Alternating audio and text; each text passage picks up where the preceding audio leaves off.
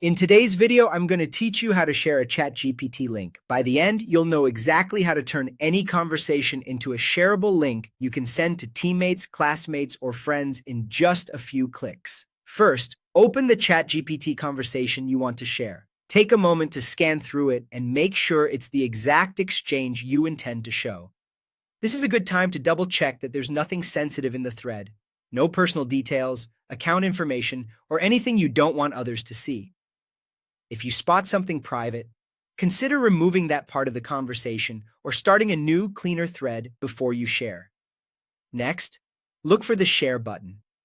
You'll usually find it in the top right corner of the conversation window. On desktop, it may appear as a button labeled Share or as an icon that looks like an arrow.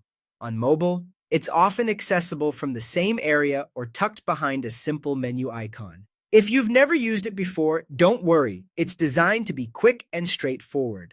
When you tap or click Share, you'll see an option that says Create Link or Copy Link. If you see Create Link, select that first. This tells ChatGPT to generate a unique, shareable URL for the current state of your conversation. Some versions may skip this step and go straight to providing a link. Either way, the idea is the same. You're preparing a public link that others can open to view the conversation as you see it now. Keep in mind that the link usually captures a snapshot in time, so any messages you add afterward won't appear on that shared version unless you create a new link later. Finally, click Copy Link. You should see a confirmation, something like copied, which means the URL is now on your clipboard. From here, you can paste it wherever you need, in an email, a chat thread, a document, or a project tracker. If you want to be extra sure it works, paste the link into a new browser tab to preview it yourself before sending it out. That's all there is to it. Open the conversation, hit share, create or access the link, and copy it.